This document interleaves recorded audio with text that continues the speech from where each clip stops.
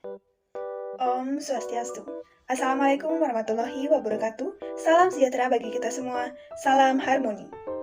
Pada kesempatan kali ini, kami dari kelompok 1 dari kelas 5C Pendidikan Matematika akan mempresentasikan mengenai matematika awal peradaban manusia dan matematika Yunani kuno.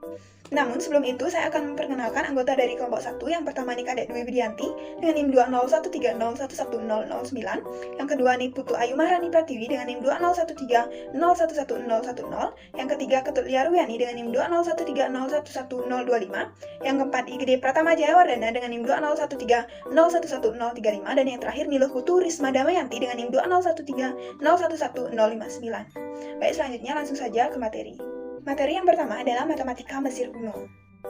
Tulisan Mesir kuno diperkirakan berkembang pada tahun 3400 sebelum Masehi. Tulisan pada Mesir ini ditulis dari kata papus, yaitu semacam tanaman. Sistem numerasi Mesir kuno bersifat aditif di mana nilai suatu bilangan merupakan hasil penjumlahan nilai-nilai lambang-lambangnya. Selanjutnya, perkembangan bilangan Mesir. Yang pertama, sistem bilangan hieroglif. Bangsa Mesir kuno pada awalnya juga telah mengenal alat tulis sederhana yang menyerupai kertas yang disebut dengan papyrus. Papyrus ada dua, yaitu papyrus Re dan papyrus Moskow. Mereka membuat tulisan berbentuk gambar-gambar dengan menggunakan sejenis pena dengan tinta berwarna hitam atau merah. Tulisan Mesir kuno sering disebut dengan hieroglif. Dalam sistem bilangan hieroglif, untuk mewakili angka, tanda setiap order desimal diulang sebanyak yang diperlukan. Di slide juga sudah ditampilkan gambar simbol-simbol sistem bilangan hieroglif. Yang kedua, sistem bilangan hieratik. Dalam apa yang disebut skrip hieratik atau suci, sistem-sistem itu ditulis dalam kursif atau berjalan bebas, sehingga pada pandangan pertama bentuknya tidak terlalu mirip dengan hieroglif lama. Pada slide juga sudah disediakan gambar simbol-simbol dari sistem bilangan hieratik. Selanjutnya yaitu contoh dari sistem bilangan hieratik dan sistem bilangan hieroglif. Yang pertama, 37 dalam bilangan hieratik. 37 tersebut kita pecah terlebih dahulu, yaitu 30 dan 7. Kita lihat bahwa gambar dari simbol 30 sebagai berikut dan gambar dari 7 pada sistem bilangan hieratik sudah tersedia juga pada gambar di slide. Jadi kita dapatkan 37 dalam bilangan hieratik adalah sebagai berikut. Lalu selanjutnya 37 dalam bilangan hieroglif. 37 kita juga pecah menjadi 10, 10, 10, dan 7. Kita lihat bahwa simbol dari 10 seperti gambar pada slide, dan 10 tersebut kita tulis sebanyak 3 kali, dan 7 tersebut satu berbentuk seperti tongkat, dan satu tersebut kita tulis sebanyak 7 kali, sehingga didapatkan simbol 37 dalam bilangan hieroglif seperti pada slide. Baik, terima kasih atas waktu yang telah diberikan kepada saya. Sekarang saya akan melanjutkan pada bentuk pecahan, di mana bentuk pecahan orang Mesir itu hanya terbatas pada pecahan tunggal, di mana pecahan tunggal dalam bentuk 1/n, yang n itu diwakili dengan angka hieroglif. Lalu untuk bagian atau pernya itu diwakili dengan bentuk sebuah mulut. Seperti contoh pada PPT ini ada dua, yaitu 1/3 dan juga 1/5, di mana 1/per itu dilambangkan dengan bentuk mulut dan 3-nya itu dilambangkan dengan angka hieroglif. Untuk berikutnya yaitu perkembangan matematika di Mesir, di mana yang pertama ada operasi penjumlahan pengurangan. Pada operasi penjumlahan pengurangan ini sama saja dengan masa kini, hanya saja untuk simbol atau angka itu masih menggunakan angka hieroglif. Nah, berikutnya yaitu operasi perkalian. Pada operasi perkalian ini menggunakan perkalian dikalikan dengan 2. Jadi misalkan 5 dikali 29 kan artinya 29 sebanyak 5 kali. Jadinya ada tabel, ada dua tabel yang mewakili. Untuk tabel yang kanan yaitu mewakili 29, dan untuk tabel kiri yaitu mewakili 5. Jadi 29 dikali 2 dan seterusnya, 1 dikali 2 dan seterusnya, sehingga menghasilkan 5 dikali 29 itu adalah 145. Nah, untuk operasi pembagian ini sama saja dengan perkalian, hanya saja yang dijumlahkan itu di sebelah kiri. Jadi 2 ditambah 4 ditambah 8 itu kan menghasilkan 14, sehingga 98 dibagi 7 itu menghasilkan 14, seperti itu. Nah, untuk berikutnya yaitu volume limas. Pada volume limas ini ditemukan pada Mesir kuno matematika Moskow Papyrus, yang menemukan bahwa atau menyatakan bahwa volume limas itu adalah H dikalikan dengan A kuadrat plus AB plus B kuadrat. Nah, untuk berikutnya yaitu geometri. Ini ada dua. Yang pertama pada tahun 2450 sebelum Masehi yang menemukan segitiga keramat dengan sisi 3, 4, dan 5. Untuk berikutnya, tahun berikutnya yaitu 1650 sebelum Masehi, di mana orang Mesir kuno itu menemukan pi 3,16 yang ditentukan oleh luas sebuah lingkaran dipandang sama dengan kuadrat 5/9 dikali garis tengahnya. Selanjutnya, dasar segitiga Pitagoras. Pada masa muda, Pitagoras disuruh oleh gurunya yang bernama Thales untuk pergi ke Mesir. Dari pengamatan Pitagoras inilah melihat orang-orang Mesir menggunakan mistar dan tali pembanding untuk menghitung tinggi bangunan. Maka ia terinspirasi untuk membuat hukum matematika dalam menghitung tinggi dan sisi mengiring segitiga siku-siku. Dari hal inilah kita mengenal dengan adanya hukum Pitagoras. Matematika Babilonia kuno.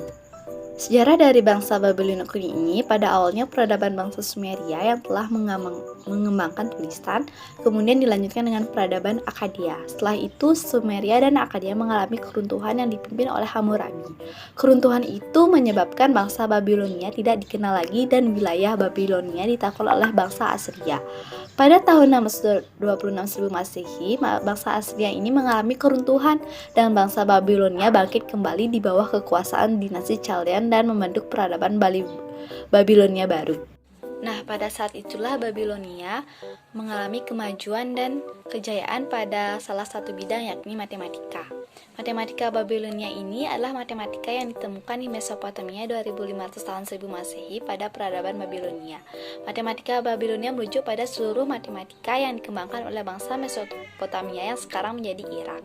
Sistem matematika Babilonia adalah seksagesimal atau bilangan berbasis 60, yang mana angka 60 memiliki banyak pembagi yaitu 2, 3, 4, 5, 6, 10, 12, 15, 20, dan 30 yang membuat perhitungan jarak jauh lebih mudah.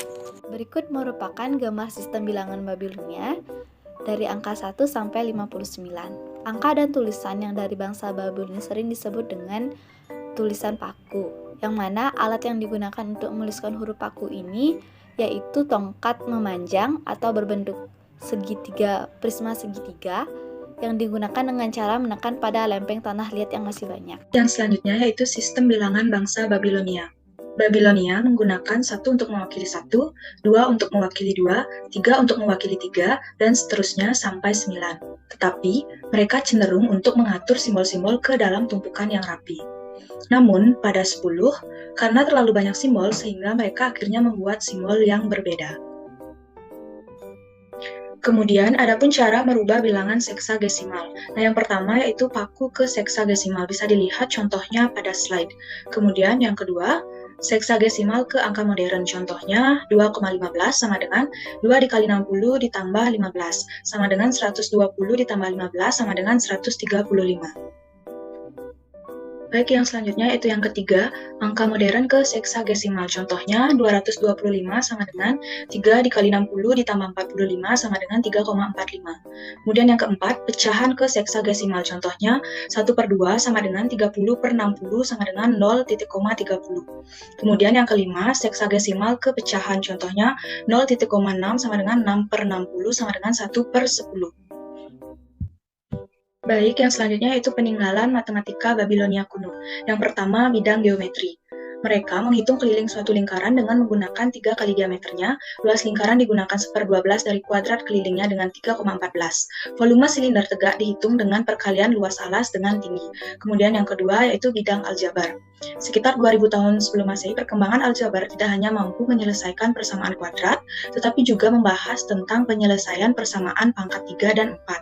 Hal ini dapat dilihat dari adanya peninggalan berupa tablet yang isinya berupa tablet kuadrat dan pangkat 3, bilangan 1 sampai dengan 30, dan kombinasi n pangkat 3 dan n pangkat 2. Peninggalan ketiga yaitu bilangan seksagesimal basis 60, dan yang keempat yaitu Plimpton 322 atau sistem angka posisional. Untuk contoh gambarnya bisa dilihat pada slide. Teman saya, matematika Yunani kuno. Matematika Yunani adalah matematika yang berkembang pada suatu negeri tertentu yakni Yunani, tetapi bukan berarti hanya pada Yunani saja, melainkan tersebar luas. Menurut Weismann, bahasa kata matematika berasal dari kata matema dalam bahasa Yunani yang diartikan sebagai sains ilmu pengetahuan atau belajar.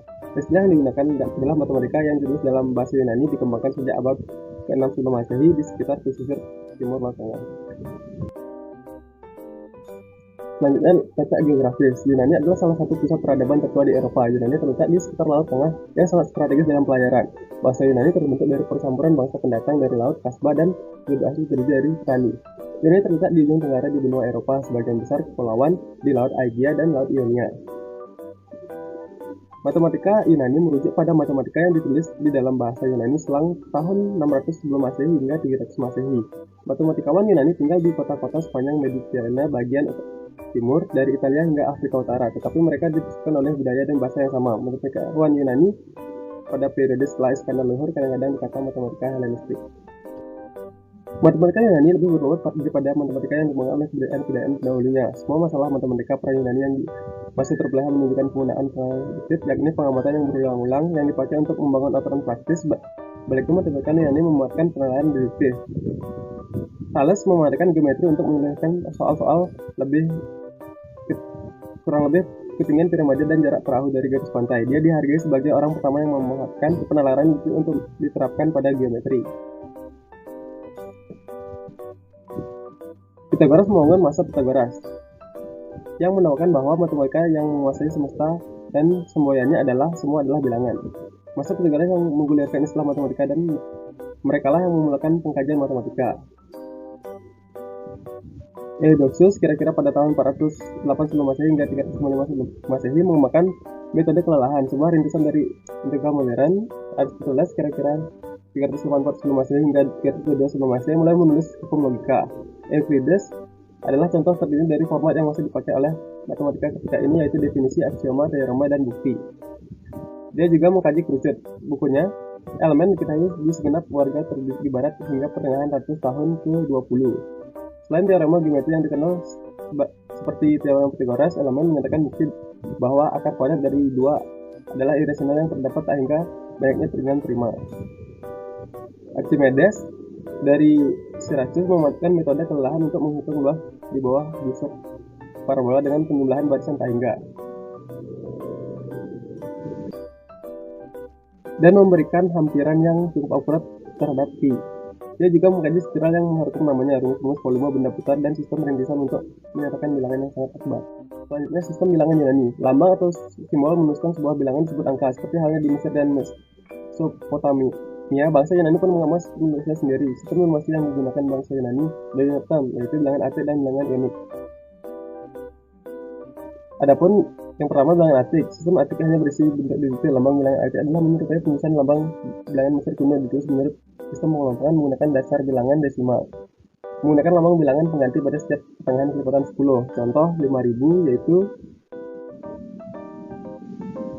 XXX yaitu Kilihoi dan 50.000 yaitu Merlon. Selanjutnya sistem bilangan Ionik. Nah, berikut merupakan tabel sistem bilangan Ionik. Nah, tentunya kita juga sudah familiar dengan alfabet ini. Bangsa Ionia dari Yunani telah mengembangkan suatu sistem angka, yaitu alfabet Yunani terdiri dari 27 huruf. Pertama pada bilangan Ionia adalah tidak mengenal sistem penulisan berdasarkan letak bilangan menggunakan dasar bilangan desimal dan magesimal. Bilangan dasar perkembangannya pertama dipergunakan untuk besaran sudut dan lambang bilangan 0 tidak dikenal, tetapi lambang untuk menunjukkan tempat kosong pada sistem bilangan dasar serta desimal mereka lukiskan dengan lingkaran. Contoh yang pertama 21 sama dengan 20,1 sama dengan alfa. Sebagaimana kita lihat pada contoh yang pertama sampai ratusan, sistem angka alfabet Yunani ini mempunyai lambang tersendiri untuk menyatakan kebuan, yaitu dengan ditambahkan dengan aksen. Contoh 5000 dengan epsilon aksen. Baik, sekian perspektif dari kelompok kami. Mohon maaf jika ada salah kata yang disengaja maupun tidak disengaja. Kami ucapkan terima kasih. Sampai jumpa.